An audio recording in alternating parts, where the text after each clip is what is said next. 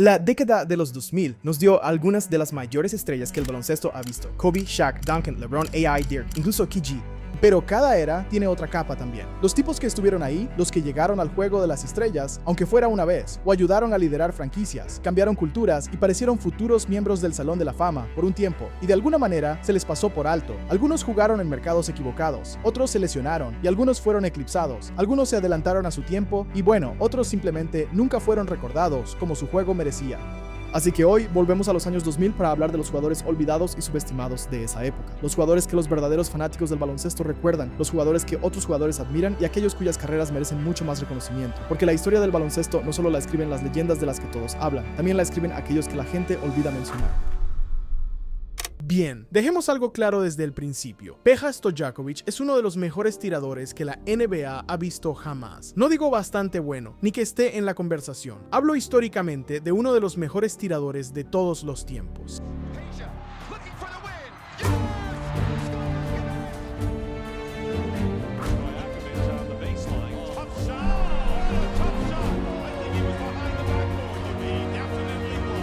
Cuando se retiró, era cuarto de todos los tiempos en triples anotados. Pero la razón por la que Peja pertenece a esta lista es porque, como lo recordamos ahora, es mucho menos de lo que realmente fue. Porque si solo recuerdas a Peja como el tipo alto que lanzaba triples en los Kings, o la referencia que usan los raperos al hablar de tirar, bueno, te pierdes el punto. Peja era mucho más que un tirador y su historia fue muy distinta a la de la persona promedio. Él es de Serbia, pero a los 16 años se mudó a Grecia para jugar con el PAOK de Salónica. Y siendo un adolescente, vaya, ya era un problema. Para cuando terminó su carrera en Grecia, ya había ganado la Copa de Grecia, fue elegido al Juego de las Estrellas de la Liga Griega y fue el jugador más valioso de la liga. Así que no fue una sorpresa cuando los Sacramento Kings lo seleccionaron en el puesto 14 del draft de 1996. With the 14th pick in the 1996 NBA draft, the Sacramento Kings select Predrag Stojakovic from PAOK in Greece. Justo un puesto después de Kobe. Como sea, el talento nunca fue la duda con Peja. La duda era realmente cuándo. Ni siquiera debutó en la liga hasta el 98, y cuando finalmente llega, Sacramento lo integró poco a poco. 2 años saliendo mayormente desde el banquillo, y en el tercer año, wow, ahí es cuando empieza. En la temporada 2001, Peja explota.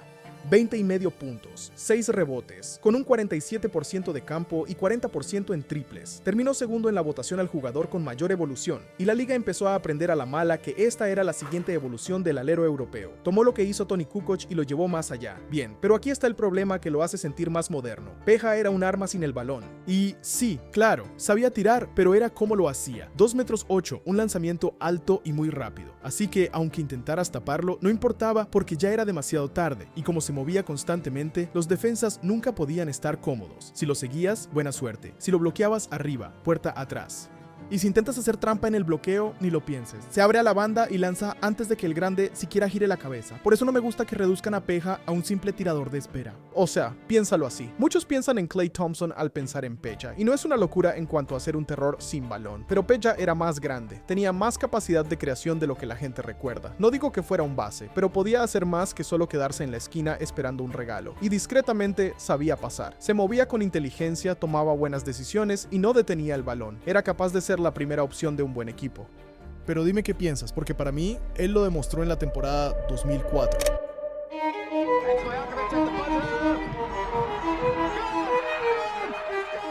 Terminó segundo en la liga en anotación, promediando 24 puntos por partido con porcentajes de 48, 43 y 93. Esos son números de francotirador con volumen de superestrella en 2004. Y aquí está la parte que la gente olvida. Chris Webber solo jugó 23 partidos esa temporada, así que si tu recuerdo de los Kings es siempre el equipo de Webber, es justo, un punto válido. Pero ese año en particular, Sacramento iba viento en popa porque Peja era el motor, y aún así ganaron 55 partidos, y la liga se dio cuenta. Segundo equipo ideal de la NBA y terminó cuarto en la votación al jugador más valioso, cuarto en toda la liga. ¿Por qué hablamos de Peja como si solo fuera un gran tirador en lugar de una estrella legítima que tuvo una temporada de nivel de jugador más valioso? Bueno, porque Peja fue subestimado de varias formas. Primero, se adelantó a su tiempo. Jugó en la era de pocos puntos, partidos de baja anotación y un énfasis en la defensa y el juego interior. No era realmente el tipo de jugador alrededor del cual los equipos construían, pero Peja fue uno de los primeros en tirar de 3 en transición como si fuera normal. Incluso inspiró a toda una generación de jugadores que vinieron después de él. O sea, no, todos hacen eso ahora, nadie lo hacía en aquel entonces. Pero Peja sí. 2. Sacramento nunca ganó un anillo. Definitivamente puedes argumentar que debieron hacerlo, pero no lo hicieron. Y aunque a la gente no le guste, los anillos importan. Si ganas, tus estrellas se vuelven leyendas. Si no lo haces, la gente minimiza tu trayectoria. Y 3, los playoffs, porque con Peja la historia en playoffs es un poco complicada. En general, Peja en playoffs fue irregular. Su eficiencia bajó mucho en sus mejores temporadas, pero así es el baloncesto de playoffs. Sin embargo, hay una temporada que cuestiona su historial. Tú lo sabes, yo lo sé. La infame racha de los Kings del 2002.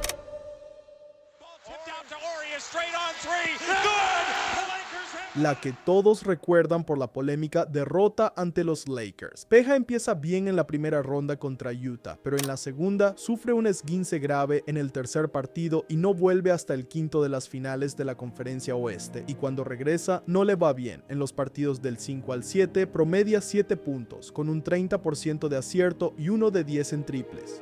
¿Apareció él? No, buen punto, eso es real.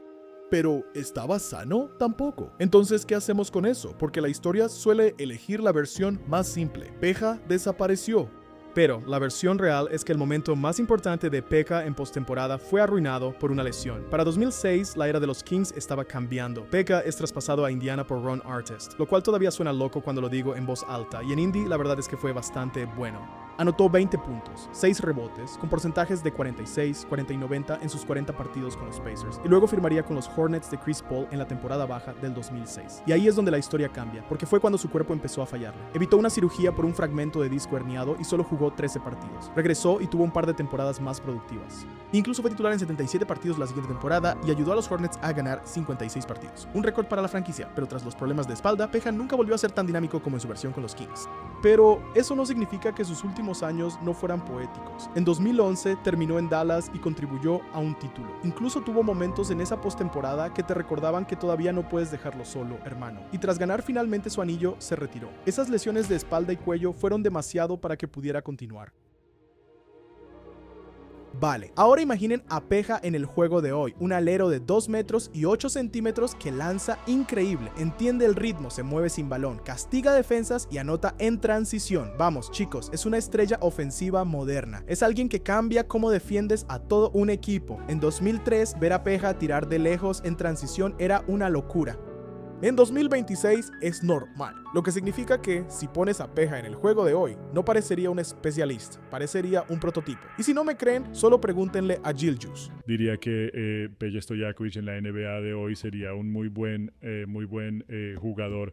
Él fue All-Star incluso cuando jugaba, pero creo que en la NBA de hoy sería increíble. Y por eso está subestimado, porque hacía cosas modernas en una liga que aún no tenía el lenguaje para elogiarlo. Y si necesitas que sus contemporáneos lo digan, deja que un miembro del Salón de la Fama hable de lo bueno que era. Otro más, Peja Stojakovic. Odiaba marcarlo, odiaba marcar a Peja. Lanzaba de 3 como, ay hombre, era increíble, increíble, de verdad. Los jugadores lo recuerdan, las grabaciones lo recuerdan, pero la historia casual lo ha olvidado, y eso es una verdadera lástima. Esa es mi opinión sobre Peja. Díganme en los comentarios si están de acuerdo, si estaba subestimado o si se le valoró como merecía. Pero mira esto, Peja estuvo lejos de ser el único miembro de esa clase del draft de 1996 en ser considerado subestimado. Es difícil darle esa etiqueta a una selección de los 3 mejores, pero les prometo que esta tiene mucho sentido. Si eres fanático del baloncesto, has escuchado la frase, buenas estadísticas, mal equipo, o la versión más dura, que son calorías vacías. Y una de las cosas más irrespetuosas que hizo el discurso de la NBA fue convertir a Sharif Abdur-Rahim en el ejemplo perfecto de ello. Bill Simmons literalmente llamó a un grupo de jugadores el equipo de estrellas de Sharif Abdur-Rahim, como si fuera una categoría de broma, una etiqueta para tipos que lograban números pero no cambiaban nada. Pero esta es la verdad, amigos. Hay jugadores de buenas estadísticas en equipos malos, y luego están los jugadores que necesitan salir de esa situación. Y para mí, Sharif Abdur-Rahim era el segundo. Ahora, ya sé qué video estamos haciendo. Estas son las estrellas subestimadas de los años 2000.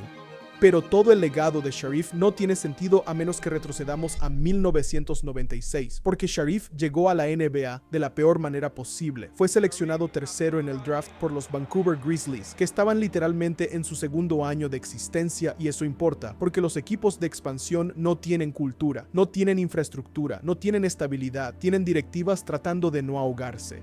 Ahora, hay dos caminos que puedes tomar como equipo de expansión. A los Toronto Raptors les tomó 4 años ser competentes. Encontraron estabilidad organizacional, un buen entrenador y buenos jugadores, y algo de eso tiene que ver con la suerte. Desafortunadamente, los Grizzlies, eran un desastre. Así que cuando Sharif entra a la liga, él es la piedra angular de su franquicia. Así que bien, ya tienes a una estrella. Pero desafortunadamente no pudieron encontrar nada más. Durante 5 años Vancouver lo miraba como diciendo: sálvanos. Y créanme, amigos, él lo intentó. Sharif medía 2 metros con 6 centímetros, pesaba 111 kilos, era versátil y muy bueno a la ofensiva. Podía anotar de espaldas al aro, podía encarar, lanzar a media distancia, dar el pase sencillo y dominarte en el poste. Y si te adelantabas, te superaba con facilidad y te machacaba en la cara. Desde el principio, una máquina de anotar. Específicamente en Vancouver te daba alrededor de 21 puntos, 8 rebotes y 3 asistencias por noche. Ahora podemos llamarlos puntos vacíos, claro, porque Vancouver era tan malo que la gente asumía que cualquiera que anotara allí debía hacerlo en minutos sin importancia. Pero al mirar de cerca, no es que Sharif no contribuyera a ganar, es que Vancouver no sabía cómo construir un equipo ganador. Al principio, su mejor compañero era Big Country Brian Reeves, no es por menospreciar. Un saludo a Brian, y para cuando Sharif intenta despegar, Big Country suele estar lesionado y fuera de forma. Y de nuevo, no es por criticar, es solo lo que pasó. Luego mira las decisiones que tomaron los Grizzlies en ese momento. En 1997, seleccionan a Antonio Daniels como 4ª elección global. Tracy McGrady todavía estaba disponible. Se rinden con Daniels tras un año y lo traspasan. En el 98 eligen a Mike Bibby, que es una buena elección. El único problema es que 3 miembros del Salón de la Fama fueron elegidos después de él: Vince Carter, Dirk Nowitzki y Paul Pierce. En un momento dado, alinean a Sharif y Bibby, pero también a Cherokee Parks, Tony Massenburg y Felipe López. ¿Quiénes? El Michael Jordan español. Luego, en 1999, seleccionan a otro base más, Steve Francis. Este es el tercer base en 3 años, y él simplemente se niega a jugar allí, porque siendo sinceros, no mucha gente quería jugar en Vancouver en ese entonces, así que lo cambian por varias piezas, incluyendo a Michael Dickerson, un escolta joven muy bueno que pudo haber encajado, pero las lesiones básicamente acabaron con toda su carrera. Y en el año 2000 seleccionan a Stromile Swift, y es como si la organización solo lanzara dardos al atletismo y rezara para que algo funcione.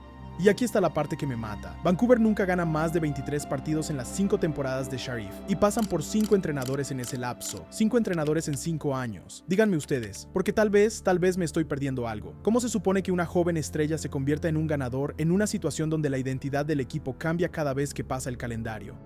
Así que sí, el equipo, una basura. Y cuando los Grizzlies se preparan para mudarse a Memphis, hacen limpieza y traspasan a Sharif a Atlanta a cambio de los derechos de Pau Gasol. Y Atlanta es solo un poco mejor, pero al menos hay algunos jugadores de la NBA allí.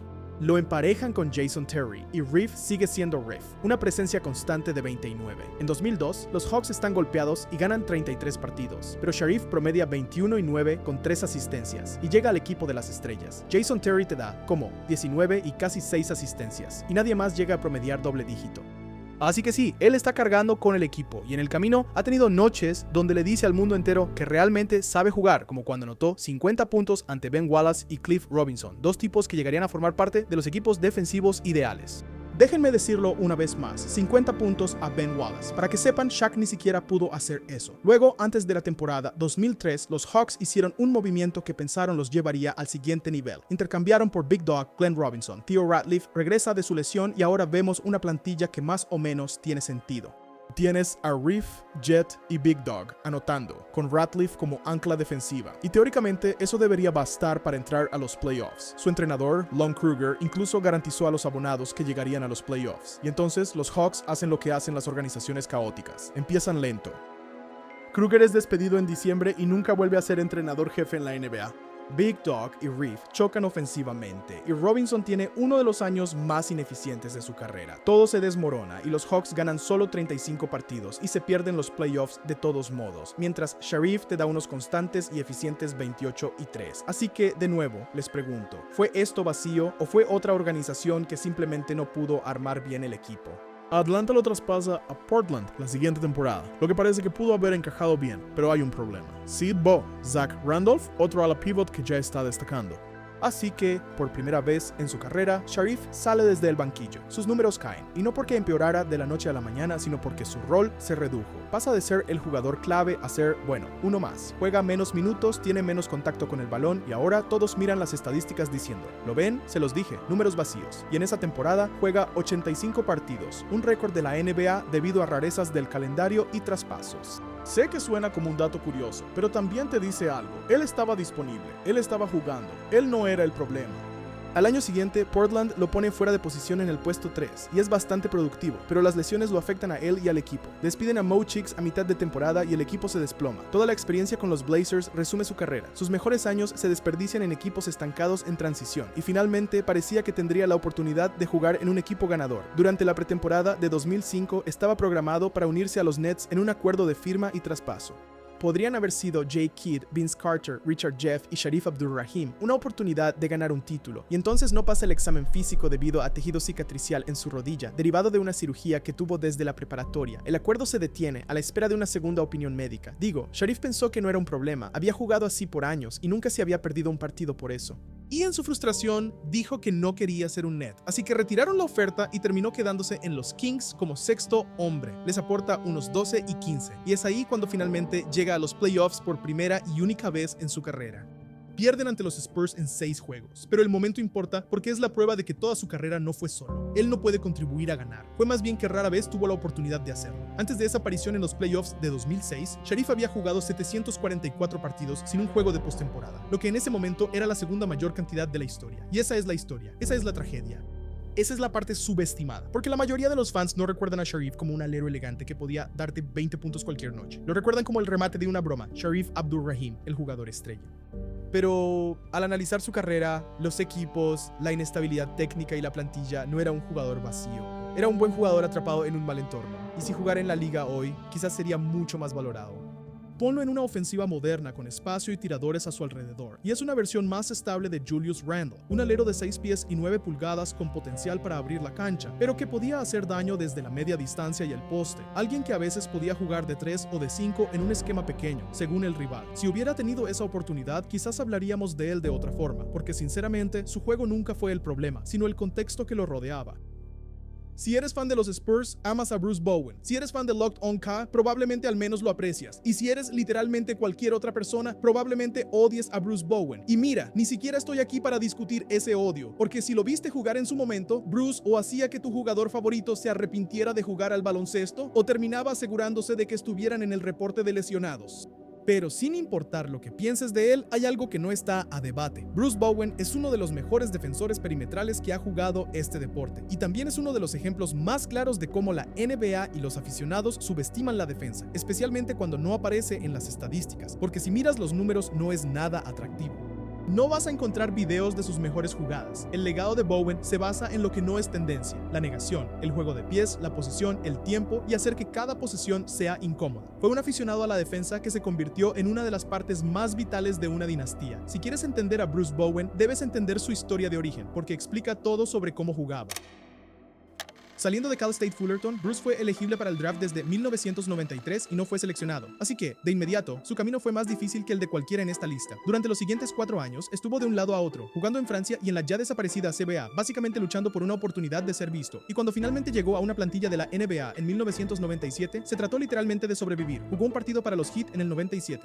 Luego, jugó con los Celtics un par de temporadas. En la temporada del 2000, pasó medio año en Filadelfia antes de que los Sixers lo traspasaran a Chicago, quienes luego lo dejaron libre. Bien. Ahora hablamos de 7 años desde que dejó la universidad y no encuentra un lugar en la liga.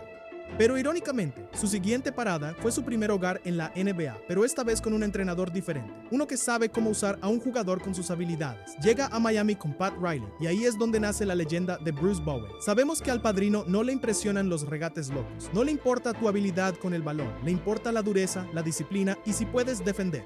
Y Bowen podía hacer eso mejor que, bueno, casi cualquiera en la liga. En su primera temporada completa con Pat Riley, obtuvo su primera selección al equipo defensivo. Ese año registró más minutos, anotó más puntos y encestó más triples que en sus primeras 4 temporadas combinadas.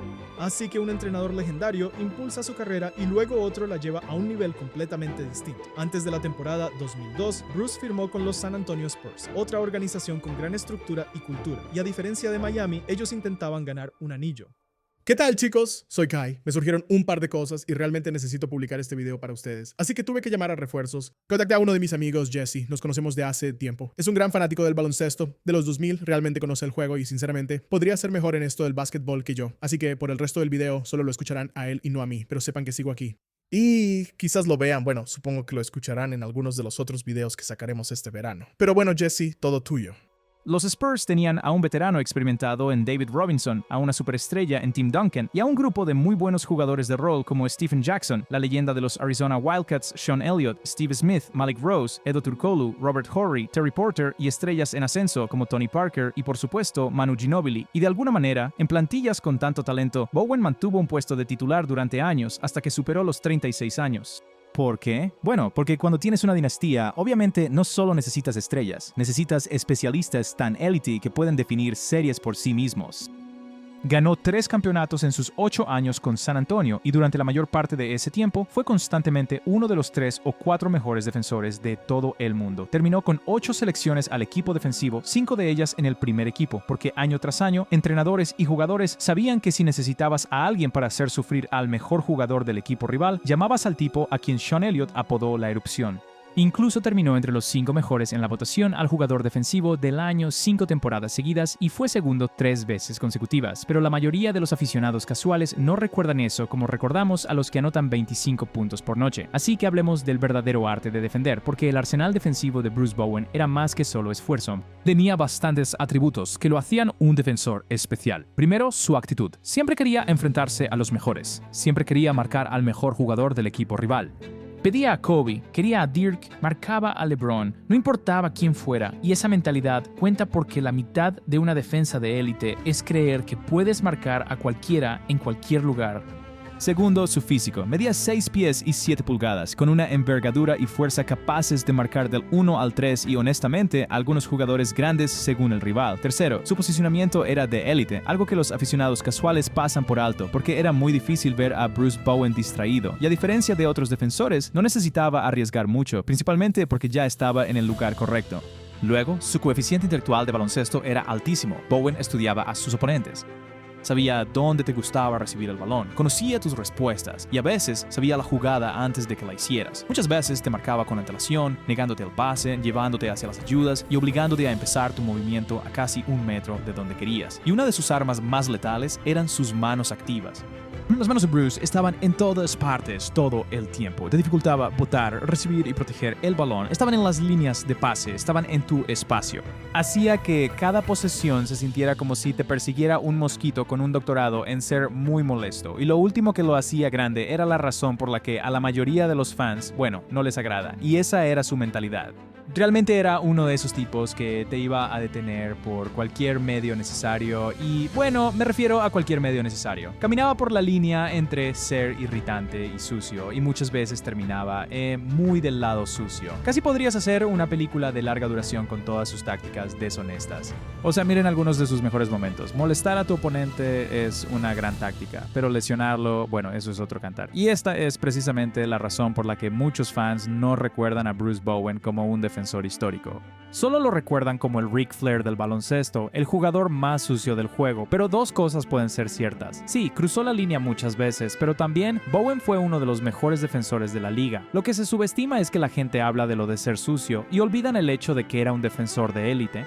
Pero independientemente de las tácticas, los Spurs saben que en los momentos más importantes él siempre hizo lo que fue contratado para hacer. En ataque, nunca iba a ser quien te ganara por sí solo, pero lo que sí hacía era importante, y eso era dominar el triple desde la esquina. Y eso lo hacía mucho más valioso que otros buenos defensores como Tony Allen, porque nunca detenía el ataque. Siempre podía encestar triples. Pero lo más increíble de la historia de Bruce es que perdió muchos de sus mejores años atléticos tratando de encontrar su lugar en la liga. Es difícil creer que ya tenía 30 años cuando firmó con los Spurs en 2001. O sea, imaginen si hubiera tenido su primera oportunidad real a los 22 en lugar de a los 27 o 28. Ahora, ¿debería Bruce Bowen estar en el Salón de la Fama? Siendo realistas, probablemente no, y entiendo por qué. Realmente no era un anotador, no tiene selecciones al Juego de Estrellas ni éxitos internacionales.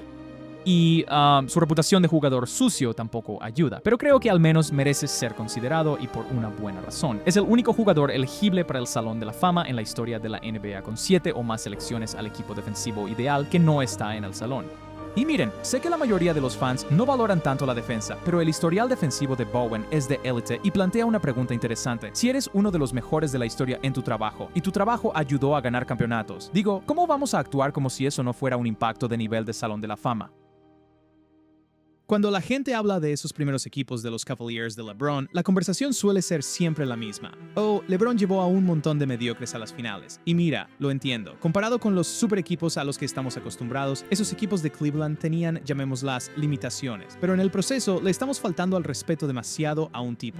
Zydrunas Ilgauskas no fue solo un tipo al que Bron cargó, fue un pívot talentoso, inteligente y de gran impacto cuyo valor se ha perdido en los anales de la historia, un hombre que superó tanto solo para ser la estrella que fue. Llegando desde Lituania, el gigante de 2 metros y 20 centímetros ya era un problema, promediando 20 puntos, 13 rebotes y 3 tapones con solo 19 años en su país natal. Pero antes de llegar a la NBA, las lesiones presagiaron lo que vendría. Se perdió toda la temporada del 95 en Lituania por una fractura en el pie derecho. Aún así, los Cavs lo eligieron en el puesto 20 del draft del 96, y antes de que pudiera siquiera pisar la cancha, se rompió un hueso en el mismo pie y se perdió lo que debió ser su temporada de novato. Absolutamente trágico. Pero cuando debutó en la temporada 97-98 fue realmente bueno. Entra en el primer equipo de novatos, le da a los Cavaliers unos 14 puntos, 9 rebotes por noche y más de 1,5 tapones por partido, y parece el tipo de gigante habilidoso sobre el que construir, así que Cleveland le dio un buen contrato, 6 años, 70 millones, y entonces todo se desmorona de nuevo. 5 partidos después se rompió el pie izquierdo y como no sanó bien, quedó fuera toda la temporada de 1999 a 2000. Tras pasar básicamente 2 temporadas completas fuera, regresó a la alineación, pero 23 partidos después de su vuelta se rompió el pie izquierdo de nuevo. Hagamos cuentas, en sus primeras 5 temporadas, Big Sad juega solo 111 de un total de 378 partidos. Veamos, para los que no somos buenos con las matemáticas, eso es menos del 30%. El 99% de las veces, si eso ocurre, la mayoría de los equipos tiran la toalla, y especialmente para los hombres grandes, tipos de más de 2 metros 10, múltiples lesiones de pie acaban con su carrera, pero no para Big Zeta. Cuando finalmente recuperó la salud, lo primero que probablemente notarías es lo talentoso que era, y no me refiero a, ya sabes, manos suaves para un gigante, o sea, con una habilidad superior. Aunque las lesiones le quitaron movilidad, aún tenía un gran juego de pies en el poste bajo y buen toque. Podía anotar sobre ambos hombros, podía encarar y encestar tiros de media distancia, y más adelante en su carrera, incluso extendió su alcance hacia la línea de 3 puntos, lo cual era importante en ese entonces. También era mejor pasador de lo que la gente recuerda. Cleveland realmente no le pidió que hiciera eso, pero definitivamente daba asistencias asombrosas cuando quería. Tras un año como suplente, recuperó su puesto de titular en la temporada 2002 y llegó al equipo de las estrellas promediando cerca de 17 puntos, 7,5 rebotes y casi 2 tapones por partido, y ese fue su primer año como titular en 5 años. Así que, a pesar de las lesiones, ya era un jugador de nivel All-Star antes de que LeBron llegara a Cleveland. Luego, con LeBron en 2005, lo hizo de nuevo con otra temporada de 17 puntos, 8,5 rebotes y más de 2 tapones por partido.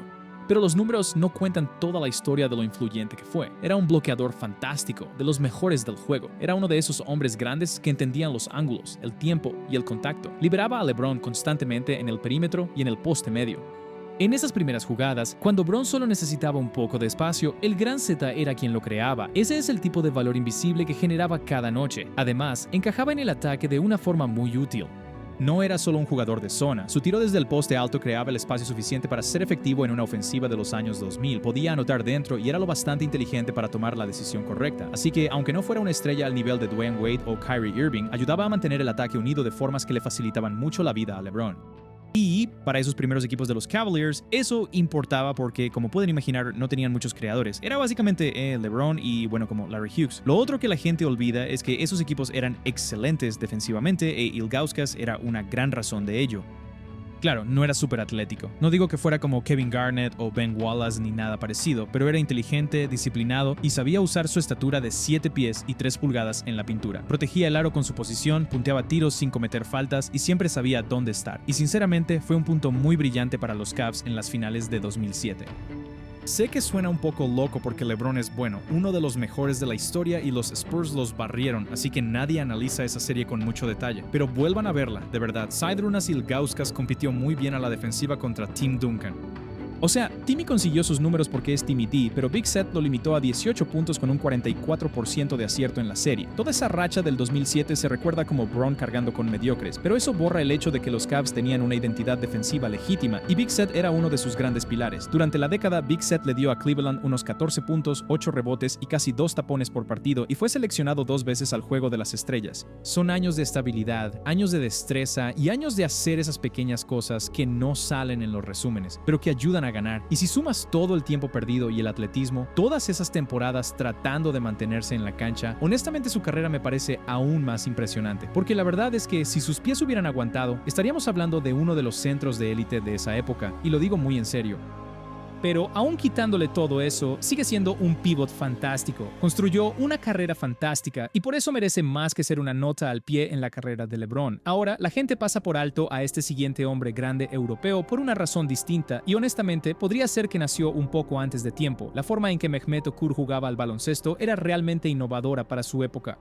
Seleccionado en la segunda ronda del draft del 2001 por los Pistons, probablemente no se esperaba que Mehmet Okur aportara mucho a una plantilla de la NBA y cuando el pívot turco de 2 metros y 11 centímetros debutó un año después, Detroit ya era un equipo veterano y duro de playoffs que buscaba luchar por el título y aún así, de alguna manera, Okur logró entrar en la rotación y jugar minutos reales para el equipo. Para el segundo año, empezó a consolidarse como uno de los mejores interiores suplentes de la liga e incluso llegó a entrar en el quinteto titular antes de que los Pistons finalmente hicieran ese movimiento por Rasheed Wallace. Llegados los playoffs, no tuvo un papel importante en la conquista del título de 2004, pero aún así contribuyó a un equipo campeón, y eso significaba algo. Claramente, la liga vio su valor, porque cuando fue agente libre ese verano, los Jazz le firmaron un contrato de 6 años por $50 millones, y fue en Utah donde Mehmet encontró su hogar y cambió el juego. Tras pasar su primer año principalmente como sexto hombre, destacó a lo grande en la temporada 2005 a 2006, liderando al Jazz en anotación y rebotes con un promedio de 18 puntos y 9 rebotes por partido, y con Carlos Boozer perdiéndose casi toda la temporada, Mehmet casi los lleva a los playoffs, pero estaba claro que era el inicio de algo especial. Esos equipos del Jazz de mediados de los 2000 no suelen mencionarse mucho, pero eran realmente buenos y muy divertidos de ver. Créanme, como fanático de los Suns que los vio mucho. Con Deron Williams como base, Boozer como anotador interior y Andrei Kirilenko haciendo literalmente de todo, Mehmet encajó a la perfección. El bloqueo y continuación de Williams y Boozer era letal, pero la capacidad de Okur para abrir la cancha y sacar a los grandes rivales de la pintura fue crucial. Y sí, su tiro era probablemente su mejor atributo, pero su versatilidad es lo que los hacía a él y a su ofensiva peligrosos. Porque Mehmet también podía anotar de espaldas al aro, jugar desde el poste alto, podía bloquear y continuar o abrirse en jugadas con D-Well y Kirilenko, y era el hombre perfecto para seguir en transición porque podía matarte desde lejos. Para 2007, llegó al equipo del Juego de las Estrellas, promediando 17.6 puntos por partido, 7.2 rebotes y lanzando un 38% de 3. Y la nominación al Juego de las Estrellas lo hizo notable, pero lo que lo hizo memorable en Utah no fue solo su versatilidad o esa selección, también era decisivo. Williams rolls around Yao, goes baseline. Ball is tipped, Memo catches, shoots it, and hits! Moneyman! Llamaban a Okur el hombre del dinero porque era infalible al final de los partidos, y cuando combinas ese nivel de confianza con su tamaño y habilidades, obtienes un jugador inusual para esta era del baloncesto. Quiero decir, realmente sentó las bases para el pivot moderno de una manera muy real. Quizás no fue el primer 5 tirador de la historia. Digo, Raef LaFrentz, por ejemplo, es uno que recuerdo. Sin duda hubo pivots antes que él que sabían tirar, pero Okur fue el primero en hacerlo con un volumen que cambió la forma en que las defensas debían pensar. Y aquí es donde el argumento de que está infravalorado es muy sencillo, porque si pones a Mehmet en la NBA de hoy, su valor probablemente se dispararía. En su carrera lanzó menos de 2,5 triples por partido, e incluso en su mejor momento solo tiraba unos 3 o 4 por noche. En el juego actual, esa cifra probablemente se duplicaría. Ahora hablamos de alguien que podría estar lanzando 7 u 8 triples por partido, siendo capaz de hacer todo lo demás en ataque, y por eso merece estar en esta lista, porque al mirar atrás, Okur no solo fue un buen jugador en un buen equipo de los Jazz, fue una de las primeras señales de que la posición de pivot estaba cambiando. A nivel universitario, sin duda, tuve 2 selecciones número 4, pero fue Jamal Mashburn. Él fue el mejor jugador universitario que he entrenado. Cuando uno de los mejores entrenadores de baloncesto de todos los tiempos te llama el mejor jugador universitario que ha dirigido, quiero decir, eso significa algo, ¿verdad? No uno de los mejores, no entre los destacados, sino el mejor. Y, sin embargo, de alguna manera, Jamal Mashburn terminó siendo un tipo que los aficionados casuales apenas conocen y los que lo conocen no necesariamente hablan del nivel de juego que mostró. Se trata mayormente de lo que pudo haber sido y podríamos ir por ese camino, pero honestamente estoy aquí para hablar de lo que hizo. Tras una carrera destacada en Kentucky, The Monster Mash fue seleccionado por los Mavericks en 1993 y desde el principio fue un problema absoluto. Con 1,98 metros y más de 110 kilos, lo tenía todo. Era increíblemente fuerte, muy atlético y sumamente técnico. Tenía un buen manejo de balón, un crossover letal y su tiro de media distancia era difícil de defender. También podía anotar de muchas formas, de frente al aro, de espaldas o con un tiro tras un bote. Podía superar a los grandes y avasallar a los defensores más pequeños. Imaginen un alero similar a Paul Pierce o Carmelo Anthony, un alero dinámico pero paciente que sabe cómo llegar a sus posiciones. Y con los Mavericks, Mash parecía destinado a ser uno de los grandes anotadores de la historia. Dallas, por supuesto, si recuerdan, tenía a las 3 J's, Jason Kidd, Jim Jackson y Jamal Mashburn. Y aunque todo aquello terminó mal, en parte por la cantante de R&B Toni Braxton, qué historia tan graciosa, Mash jugaba increíble. Ya en su segundo año terminó entre los 5 mejores anotadores. El tipo tenía 22 años y parecía que sería un All-Star constante, y entonces ocurrió el desastre. En 1996, una lesión de rodilla lo llevó a una cirugía de microfractura, que ahora sabemos que no es una buena idea. De hecho, los médicos ya casi no realizan esa cirugía. Amare Stoudemire, Penny Hardaway, T-Mac y Greg Oden tuvieron esa cirugía y ninguno volvió a ser el mismo. En aquel entonces pensaban que era un gran avance y Mash fue uno de los primeros en recibirla, pero tras la operación ya no era el mismo atleta. Sus números bajaron y en Dallas pensaron que estaba acabado, así que lo enviaron a Miami. Estar en South Beach fue bueno para él. Con Pat Riley como entrenador y Tim Hardaway y Alonzo Mourning al mando, Mash no tuvo que cargar con la ofensiva. Tuvo la oportunidad de aprender a ser un apoyo y descubrir cómo era su nueva versión, porque una vez que su capacidad atlética disminuyó, tuvo que apoyarse aún más en las habilidades que ya tenía. Él habló de cómo Pat Riley salvó su carrera y le enseñó a ser un profesional, y durante sus 4 años en Miami se pudieron ver los resultados. Se convirtió en mejor tirador y empezó a jugar menos como penetrador y más desde la media distancia. Y para el año 2000, Tim Hardaway dio un paso atrás y Mash pudo volver a mostrar su capacidad anotadora con 17 puntos y medio por partido, 5 rebotes y 4 asistencias, mientras lanzaba un 40% en triples con el máximo de intentos y aciertos de su carrera, y después de que el Heat fuera eliminado de los playoffs, lo traspasaron a los Hornets, quienes le dieron las llaves. Y esta es la parte de su carrera que la gente realmente pasa por alto. En 2001, como la opción número 1, anotaba más de 20 puntos por partido por primera vez desde antes de la cirugía, mientras capturaba 7.6 rebotes. Llevó a los jóvenes Hornets a 46 victorias y a los playoffs, y en la primera ronda les tocó Miami, y no solo los sorprendieron, sino que los barrieron. Terminaron perdiendo en 7 juegos ante Milwaukee en la segunda ronda, pero Mash seguía imparable, terminando su postemporada promediando cerca de 25, 6 y 6. Él continúa esa temporada de regreso con el mejor año de toda su carrera. En 2003 jugó los 82 partidos, promedió 21.6 puntos, 6 rebotes y 5.6 asistencias, llegó a su único equipo All-Star y fue parte del tercer equipo All-NBA. Y de nuevo, esto es 7 años después de una cirugía de rodilla de la que algunos jugadores nunca se recuperan, y creo que esa es la mayor razón por la que está subestimado. No solo por lo que pudo haber sido, sino porque la versión de Mashburn al final de su carrera seguía siendo dura, seguía siendo uno de los mejores aleros de la liga, sinceramente. Todavía te daba 26 puntos y 5 rebotes, y seguía cargando con un equipo que honestamente no tenía motivos para ser tan bueno como lo fue. Y eso es lo que hace que el final sea tan duro, porque en 2004 seguía siendo muy bueno, con números similares, pero después de 19 partidos los problemas de rodilla lo obligaron a salir de la alineación.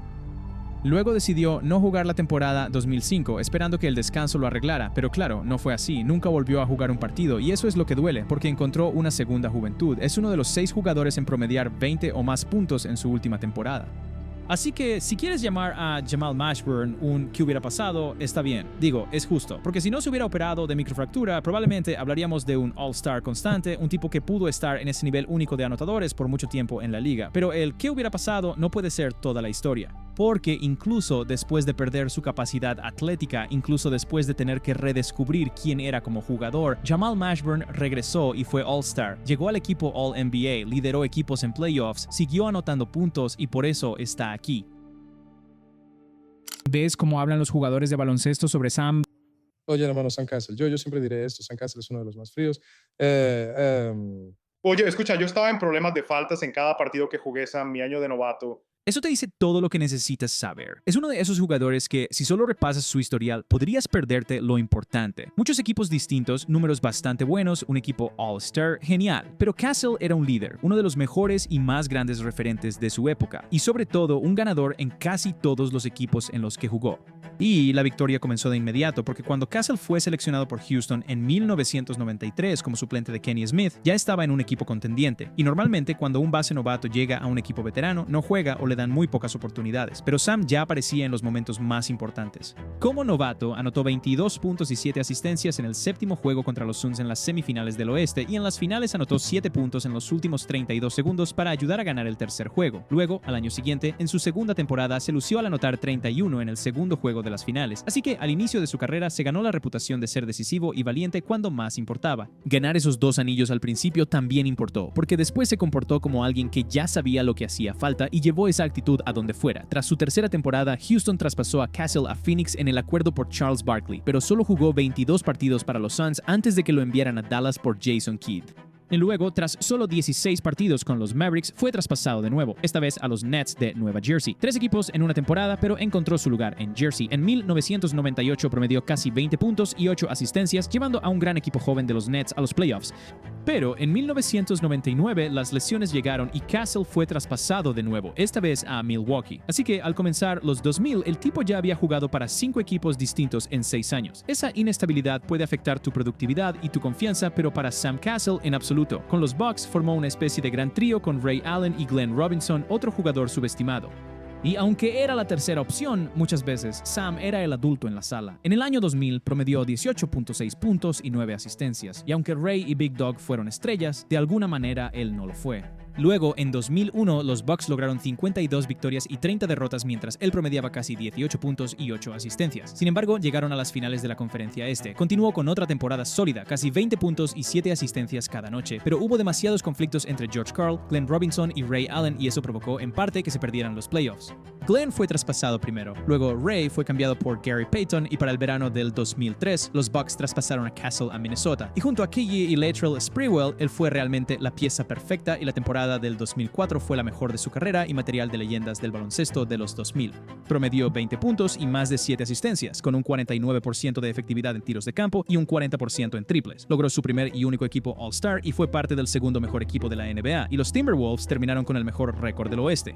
Vuelvan a ver la racha de Sam Castle en los playoffs de ese año también. Anotó 40 puntos en su debut en playoffs y lo hizo de nuevo en el primer juego de las semifinales de la Conferencia Oeste, y realizó jugada tras jugada importante contra los Kings, lo que nos lleva al baile de las Big Balls. Como dije, una celebración histórica. Puede que sea una de las más costosas, porque se rumorea que hizo el baile en el séptimo juego de la serie contra los Kings y se fracturó la cadera. Claramente estaba cojo en las finales de conferencia y al final tuvo que perderse los últimos 2 partidos contra los Lakers. Y si hubiera estado sano, bueno, los Wolves podrían haber sido campeones mundiales, sinceramente. Las lesiones llegaron en 2005. Despidieron a Flip Saunders, los Wolves se perdieron los playoffs por un juego y Sam se frustró con su contrato, así que Minnesota lo cambió a los Clippers en uno de los intercambios más desiguales en la historia de la NBA.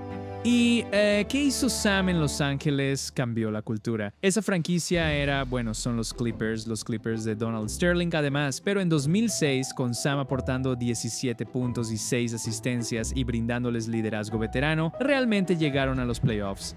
De nuevo, otro lugar, el mismo resultado. Y aquí es donde dejas de ver a Sam Castle como un base bueno al azar que saltó por toda la liga, porque al alejar la vista empiezas a ver un patrón. Él realmente cambiaba la cultura. Uno de esos tipos con los que los equipos tenían sus mejores años cuando él estaba allí. Digo, repasemos, ¿les parece? En Houston ganó 2 títulos consecutivos y no era exactamente la estrella, pero fue parte de ganar esos campeonatos. Luego llevó a los Nets a sus primeros playoffs en 4 años. Los Bucks llegaron a los playoffs por primera vez en casi una década y luego a las finales de conferencia por primera vez en 15 años. Y Minnesota estableció un récord de victorias de la franquicia, ganó su primer y único título de división, ganó su primera serie de playoffs y llegó a las finales de conferencia por primera vez en su historia. No volvieron a llegar hasta 2024 y luego están los Clippers. Cuando Sam llegó, solo habían tenido 3 temporadas ganadoras desde que se mudaron a Los Ángeles en 1978. Sí, en serio, 3. Y con él al mando, registraron el mejor récord en la historia de la franquicia hasta ese momento, llegaron a los playoffs por primera vez en 8 años y ganaron una serie de postemporada, y no creo que sepan lo importante que fue para ese equipo ganar en los playoffs. De hecho, desde 1978 hasta que Chris Paul llegó en 2011, los Clippers de Sam Cassell fueron el único equipo de los Clippers que ganó una serie de playoffs. Luego, al final de su carrera en Boston, aunque no era titular, ayudó a los Celtics a ganar un título. Paul Pierce dijo después que en el vestuario los verdaderos tres grandes eran él, Kevin Garnett y Sam Cassell. Así que no, Sam Cassell no fue solo un base muy sólido que pasó por varios equipos, era un tipo que te daba de 18 a 20 puntos por noche, unas 7 asistencias, anotaba tiros importantes, aportaba liderazgo y carácter, ayudaba a mejorar a casi todos los equipos en los que estuvo y tenía una gran celebración, y es por eso que merece ser recordado. Andre Miller es un jugador difícil de describir para un aficionado casual porque estamos acostumbrados a ver bases con algún nivel de habilidad excepcional. Los pases de jugadas destacadas de Steve Nash, Jason Kidd, Chris Paul, el atletismo asombroso de Derrick Rose, Russell Westbrook, John Wall, el manejo de balón de Kyrie Irving e Isaiah Thomas, o el tiro de Steph Curry o Dame Lillard, pero Andre Miller no era como ninguno de ellos. No tenía una explosividad loca ni un repertorio de regates y realmente no sabía tirar triples. Vaya, ni siquiera intentaba lanzarlos y no parecía lo bastante rápido para superar a nadie, y aún así el partido terminaba y de alguna forma él seguía con 19, 11 y 6. Ese es el tipo de jugador que era Andre Miller, ya saben, el base favorito de su base favorito. Y su forma de jugar no salía en los resúmenes de mejores jugadas, pero sus compañeros lo adoraban y los defensas lo respetaban, y eso empezó desde el momento en que fue seleccionado por Cleveland en 1999. Fue sólido de inmediato, llegando al primer equipo de novatos, y desde muy pronto se notaba que era el base prototípico, el tipo de jugador que sabe exactamente dónde deben estar los demás, cómo darles el balón y cómo controlar el ritmo de un ataque. Para el tercer año, promediaba 16 puntos y medio, casi 5 rebotes por partido y lideraba la liga con casi 11 asistencias por juego. Jugaba lento, usaba su cuerpo, posteaba a bases más pequeños, llegaba a la media distancia, cambiaba de ritmo y nunca parecía apresurado. Los defensores suelen querer que ocurran dos cosas, o quieren acelerarte o hacerte sentir incómodo, y Andre Miller nunca permitió ninguna de las dos. Te arrinconaba como un base de 1972, luego te sorprendía con un hombro, una finta, una pausa, un giro y lanzaba un pase extraño al pívot. No parecía un jugador de baloncesto moderno. De hecho, creo que White Chocolate lo definió mejor. ¿Y qué hay del jugador más subestimado? Mi época, sí. Andre Miller. Andre Miller, hermano. Cleveland traspasó a Andre Miller a los Clippers, donde pasó la temporada 2002 a 2003 antes de firmar con los Nuggets la siguiente temporada baja. Y en Denver fue emparejado con el novato Carmelo Anthony. Y aunque Melo era por supuesto la estrella que Denver necesitaba, Andre era quien mantenía todo estable. Y durante sus 3 temporadas completas con los Nuggets, llegaron a los playoffs los 3 años. O sea, sí, pierden en la primera ronda cada vez, pero ya sabes, Miller te da lo que esperas de un base titular, unos constantes 14, 7 y 4 junto a 1.5 robos en una temporada irregular, y en los playoffs sube a 16, 5 y 5. No era exactamente el salvador de la franquicia, pero era el tipo de jugador que los equipos ganadores necesitaban, y desafortunadamente eso lo hizo demasiado valioso para dejarlo ir, pero lo suficientemente valioso para incluirlo en grandes traspasos. Así que a mitad de la temporada 2007, Denver lo cambia a Filadelfia por Allen Iverson, y sinceramente Andre fue realmente bueno en Filadelfia. En su primera temporada completa, registró 17 puntos, 7 asistencias y 4 rebotes, y llevó a los Sixers a los playoffs. Luego siguió con otro año, y aunque Elton Brand se perdió casi toda la temporada, Filadelfia volvió a los playoffs, y en su serie de primera ronda contra Orlando, él destacó, promediando 21 puntos, 6 rebotes y 5 asistencias antes de caer en 6 juegos ante los eventuales campeones de la Conferencia Este. De nuevo, no es una estrella de la franquicia, pero es un jugador que mejoraba a todos a su alrededor, alguien a quien sus compañeros respetaban. Escuchen lo que Iggy dijo sobre él. ¿Quiénes son? ¿Quiénes son los más inteligentes con los que han jugado? Ambos. Andre Miller. En la cancha siempre me preguntaba, ¿qué ves? You're big, y yo estaba en mi tercer o cuarto año, así que veía cosas, pero no a su nivel. Y en cierto modo, eso es lo que hace a un gran jugador. Hacer tu trabajo a un alto nivel durante años, obligando a tus compañeros a mejorar en el proceso. Así que, para cuando llegó a los Blazers antes de la temporada 2010, ya se había ganado la reputación de ser uno de los bases más constantes de la liga, y junto a Brandon Roy y LaMarcus Aldridge parecía que tenían los ingredientes de un equipo de campeonato, y con Portland definitivamente tuvo momentos, como cuando anotó 52 puntos, la cifra más alta de su carrera, contra Dallas. Los Blazers llegaron a los playoffs en ambas temporadas que Andre estuvo con el equipo, pero Brandon Roy nunca estuvo realmente sano y fueron eliminados en la primera ronda, tanto en 2010 como en 2011. Después de eso, Miller pasó a un rol de veterano suplente en Denver, Washington, Sacramento y San Antonio, pero hay que decir algo. Quizás la mayor crítica a su legado sea la falta de éxito en los playoffs. Sin grandes recorridos, sin finales de conferencia, sin momentos memorables en mayo o junio como con Sam Cassell, pero creo que eso pierde el sentido de su carrera porque el caso de Andre Miller no se trata de eso. Se trata de valor y, sobre todo, de constancia. Del año 2000 al 2009, promedió 14.6 puntos, 7.4 asistencias y 4.2 rebotes por noche. Tuvo la tercera mayor cantidad de asistencias en la década, solo detrás de Jason Kidd y Steve Nash. En serio, una compañía de élite, y durante ese tiempo fue el hombre de hierro definitivo. En sus 17 años de carrera, Andre Miller solo se perdió 3 partidos por lesión. En un momento dado, jugó 632 partidos seguidos, lo que equivale a 8 temporadas consecutivas sin perderse ni un solo encuentro. Y la racha no terminó porque se lesionara, terminó porque fue suspendido.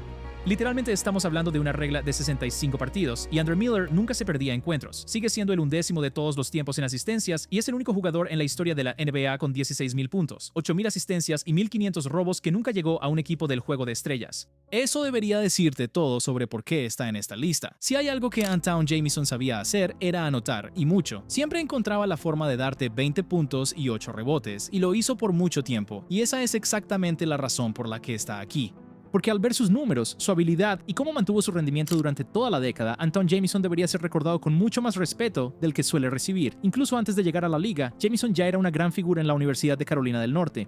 Fue el jugador nacional del año, parte del primer equipo ideal de Estados Unidos, un jugador de primera categoría. Pero desafortunadamente, en el sorteo de 1998, un cambio al día del sorteo lo llevó a los Golden State Warriors y los Warriors en ese entonces eran muy malos, y eso puede ser terrible para un anotador por varias razones. Primero, desarrollas malos hábitos. Segundo, la gente actúa como si los puntos que anotas no contaran, pero honestamente Antawn era muy bueno. Era el clásico jugador híbrido, muy grande para ser alero, muy pequeño para ser ala pivot, pero eso es parte de lo que lo hacía tan difícil de marcar. Con 1,98 m de estatura y 107 kilos, era ágil, activo, tenía ese segundo salto rápido, podía anotar cerca del aro, encarar, tirar de media distancia o salir y lanzar de 3, podía jugar por dentro y por fuera, y reboteaba como un hombre grande. Y para el tercer año promediaba casi 25 puntos y 9 rebotes, pero el problema era que los Warriors eran, ya sabes, como dije, un desastre. Jamison pasó esas primeras 5 temporadas logrando números para un equipo que nunca estuvo cerca de los playoffs, y quizás eso se me quedó grabado más de lo debido. Luego, antes de la temporada 2004, los Warriors lo traspasaron a Dallas, y en un equipo con Michael Finley, Steve Nash y Dirk, Jamison salió desde el banquillo y ganó el premio al 6º hombre del año. Los Mavs ganaron 52 partidos y tuvieron la mejor ofensiva de toda la liga esa temporada. Por si pensabas que los estaba sobrevalorando demasiado, también fueron uno de los peores equipos defensivos del baloncesto y perdieron en 5 partidos en la primera ronda de los playoffs contra Sacramento. Y tras solo una temporada en Dallas, los Mavs enviaron a Jamison a Washington, donde se reuniría con Gilbert Arenas, quien estuvo en los Warriors antes, por si no lo sabías, y juntos ayudarían a convertir a los Wizards en un equipo habitual de playoffs. En su primera temporada juntos, Jamison promedió 28, llegando a su primer juego de estrellas, y Washington ganó 45 partidos, su mejor temporada en 26 años. Clasificaron a los playoffs por primera vez desde 1997 y ganaron una serie por primera vez desde 1982. Y en 2006 y 2007 fue básicamente la misma producción, pero por alguna razón sin juego de estrellas. Supongo que hubo más competencia. Con Gill jugando solo 13 partidos en 2008, Jamison asumió el rol de primera opción, promedió 21 y 10, llegó a su segundo juego de estrellas y aún así llevó a los Wizards a 43 victorias y al 5º puesto. Y en 2009 más de lo mismo, 22 y 9 con buena eficiencia, pero el equipo era un desastre y se perdieron los playoffs. A mitad de la temporada 2010 fue traspasado a los Cavs. Se esperaba que fuera una pieza clave en la carrera de LeBron por el título. Y aunque sus números en los playoffs se veían bastante bien, promedió 15 y 7, su tiro de 3 puntos cayó en picada y fue terrible en la serie contra Boston, anotando menos de 10 puntos en 3 de sus 6 partidos. Después de que LeBron dejó a los Cavs, Jamison tuvo un par de temporadas de anotación decentes para equipos malos de Cleveland antes de terminar su carrera con breves pasos por los Lakers y los Clippers. Al analizar su carrera, es fácil ver por qué se le pasa por alto. No era un gran defensor, pasó mucho tiempo en equipos malos y no tuvo mucho éxito en los playoffs. Solo superó la primera ronda 2 veces en toda su carrera. No estuvo en muchos equipos de las estrellas, pero creo que eso merece una segunda mirada. Al principio de su carrera no fue al juego de las estrellas porque lograba números en equipos malos, lo cual tiene sentido, supongo. Competía contra Kevin Garnett, Duncan, Chris Webber y Dirk. Digo, eran los años 2000, muchachos. Pero en 2006, Chris Bosh entró al equipo, aunque sus números eran comparables y Toronto también era muy malo. Rasheed Wallace llegó al juego de estrellas a pesar de que Jamison tenía mejores números. En 2007, su compañero Caron Butler entró en su lugar y se podría argumentar que Jamison honestamente lo merecía más. Pero dejando de lado los juegos de estrellas, algo que no se puede negar es su capacidad anotadora. Durante toda la década promedió 20.6 puntos y 8.1 rebotes. Como referencia, son mejores números que los de Pau Gasol. De hecho, solo 9 jugadores anotaron más puntos en la década que Antawn Jamison, y todos ellos están en el Salón de la Fama. Enumerémoslos: Kobe, Iverson, Nowitzki, Pierce, Vince, KG, Duncan, McGrady, Ray Allen, y luego está Antawn. Anotó más de 20,000 puntos en su carrera. De hecho, es uno de los 2 únicos jugadores elegibles para el Salón de la Fama que logró eso, y no está en el salón. Y aunque no creas que es un miembro del Salón de la Fama, no consigues 20,000 puntos por accidente, especialmente en la era de poco puntaje. Eso requiere verdadera habilidad y constancia, y cualquier jugador que lo logre merece mucho más reconocimiento de los aficionados que aman este deporte. Jermaine O'Neal podría ser el ejemplo más claro de lo rápido que la liga puede olvidar lo bueno que era alguien. Muchos aficionados escuchan Jermaine O'Neal y piensan, y ya sabes, es válido porque eso fue una locura. Pero durante una etapa en los 2000, Jermaine O'Neal fue uno de los mejores ala pivots del baloncesto. Era una estrella de la franquicia, un verdadero monstruo en ambos lados de la cancha con un nivel máximo mucho mejor de lo que la mayoría cree. O'Neal tenía solo 17 años cuando fue seleccionado por los Blazers. En el momento de su debut, era el jugador más joven en aparecer en un partido de la NBA, pero la situación en Portland no era la ideal, y cuanto más crecía, más se daba cuenta de ello. Los Blazers eran un equipo veterano. Intentaban ganar, así que en lugar de tener los minutos que muchos de sus contemporáneos recibían, él pasaba la mayor parte del tiempo en el banquillo. Durante 4 años mostró destellos, pero nunca tuvo el espacio para demostrar lo bueno que podía ser. Tras 4 temporadas, quiso irse, así que los Blazers lo enviaron a los Pacers antes de la temporada 2001, y ahí fue donde finalmente tuvo su oportunidad de brillar. O'Neal le da crédito a su primer entrenador en Indiana, Isaiah Thomas, por salvar su carrera. Sig fue una figura paterna y mentor para el joven alero, y fue honesto con él al decirle que necesitaba trabajar en su juego si quería mejorar. O'Neal ya tenía todas las herramientas y el talento, pero los Pacers le dieron el espacio para convertir eso en resultados, y casi de inmediato se pudieron ver los frutos. En ese primer año en Indiana, se consolidó en el aspecto defensivo, liderando la liga en bloqueos totales, mientras que su anotación saltó de 4 puntos la temporada anterior a 13 puntos y 10 rebotes. Y al año siguiente se convirtió en el mejor jugador indiscutible de los Pacers, promediando 19 puntos, 10,5 rebotes y 2.3 tapones, ganando el premio al jugador con mayor progresión. Ese año marcó el inicio de una gran etapa. Fue el primero de 6 juegos de las estrellas consecutivos y una de 3 selecciones al mejor equipo de la NBA para Jermaine. Y durante este periodo, si hablabas de los mejores ala pivots del juego, O'Neal estaba firmemente en esa conversación y simplemente siguió mejorando. En 2003 subió a cerca de 21 puntos y 10 rebotes. Los Pacers ganaron 48 partidos y poco antes de los playoffs su padrastro intentó suicidarse. Y a pesar de toda esta agitación personal, O'Neal tuvo una gran serie de playoffs contra Boston. Sí, los Pacers finalmente perdieron en 6 juegos, pero él tuvo números absurdos, promediando cerca de 23 puntos, 17,5 rebotes y 3 bloqueos en la serie.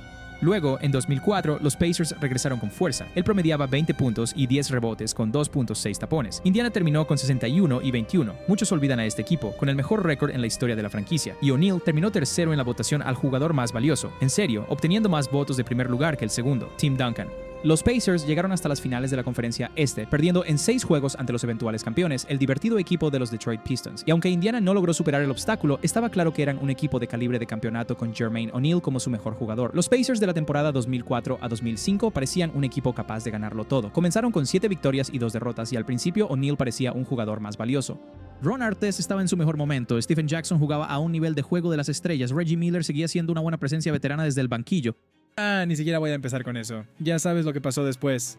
Es un momento que todos conocen y recuerdan. La temporada prácticamente terminó tras la malicia en el Palacio. O'Neal fue suspendido 25 partidos, luego reducidos a 15, y ni siquiera recordamos que regresó y jugó bien después de eso, promediando cerca de 24 puntos por partido, llegando al juego de estrellas y arrastrando a los Pacers a los playoffs. Nada de eso importó. Y en el fondo parece que, para mucha gente, nada de lo que hizo en su carrera importó.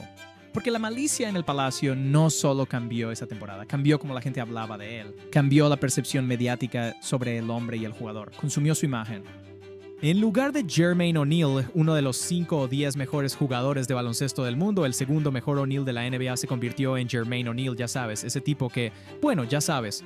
Y desafortunadamente, después de esa temporada, la sensación nunca fue realmente la misma. O'Neal todavía tuvo grandes años después de eso. Siguió promediando cerca de 20 y 10 por un par de años más, pero estaba cada vez menos sano. Las lesiones comenzaron a acumularse e Indiana nunca volvió a esas alturas previas al incidente del Palace. Tras ser traspasado a Toronto y luego a Miami, cerró la década jugando mucho más de pivot y seguía siendo productivo cuando podía jugar, promediando unos 13 puntos y 7 rebotes. Pero ya sabes, eso ya no te convierte en una estrella. Y para cuando terminó su carrera en 2014, los aficionados olvidaron su mejor momento. Habían visto más al O'Neal jugador de rol que sus años de esplendor, y la falta de longevidad es probablemente la primera razón por la que está infravalorado. Realmente solo tuvimos 6 años de un verdadero apogeo, y por eso jugadores que probablemente nunca fueron mejores que Jermaine O'Neal durante ese periodo de 6 años son recordados con mucho más cariño. Otra razón es que su historial subestima su impacto. Jugó como ala pivot durante la mejor era que esa posición haya visto jamás, y lo hizo bien. Sé que ahora es difícil imaginarlo en la conversación con Duncan, Kevin Garnett y Dirk, pero en cuanto a valor y talento, honestamente estaba a su nivel en aquel entonces. Año tras año competía por los equipos All-NBA y All-Defensive con esos tres: Chris Webber, Amar'e Stoudemire, Pau Gasol, Marcus Camby, Elton Brand, entre otros. A la ofensiva, los Pacers jugaban a uno de los ritmos más lentos de la liga, pero eso no impidió que O'Neal anotara mucho. Podía trabajar en el poste, anotar sobre ambos hombros, corría bien la cancha y tenía un buen juego de frente al aro y un tiro de media distancia real también. En defensa, era un protector del aro dominante, tenía gran movilidad y podía cubrir mucho terreno. De hecho, era uno de los mejores defensores de la liga y nunca recibió crédito por ello. Bill Russell incluso vio mucho de sí mismo en O'Neal y se ofreció a entrenarlo una temporada baja. Honestamente, podría ser el mejor defensor de la historia en nunca integrar un equipo defensivo ideal. Y la última razón por la que está subestimado es exactamente lo que hablamos antes. Es uno de esos momentos culturales clave en el deporte y lamentablemente para muchos, ese incidente hizo más ruido que su propia carrera. Y es una pena porque para mí es un caso que roza el Salón de la Fama. Y creo que eventualmente entrará, pero si nunca lo hace, tiene un argumento real para ser uno de los mejores jugadores fuera del Salón de la Fama, uno de los mejores del Salón de los bastante buenos. ¿Sabes a lo que me refiero? Durante más de media década fue un auténtico ala pivot de los 5 mejores del deporte en ambos lados, noche tras noche en un equipo legítimo contendiente al campeonato, y realmente no hay muchos que puedan decir eso. Después de repasar todos estos nombres, no voy a mentir, la década de los 2000 podría haber sido más profunda de lo que yo mismo le daba crédito. Y no solo en la cima, todos conocen a las superestrellas. Eso es fácil, pero el nivel justo debajo, los tipos que llegaban al juego de las estrellas, cargaban con equipos en los playoffs, daban batalla cada noche, cambiaban franquicias enteras y aún así se desvanecían de la conversación con el tiempo, esos son los que deberíamos recordar con más cariño, esos son los tipos cuyas camisetas deberíamos llevar puestas. Cuando pasan suficientes años, la gente deja de recordar al jugador completo. Recuerdan un momento, una narrativa, un titular, y a veces eso ni siquiera coincide con su carrera. Así que sí, un saludo a todos los verdaderos basquetbolistas en este video. Díganme a quién debimos incluir, quién fue ignorado y quién creen que fue el mejor de la lista. Y si aún tienen ganas de seguir en los años 2000, vean este video que aparece ahora en pantalla. Misma época, más nombres y otros jugadores que el tiempo dejó en el olvido.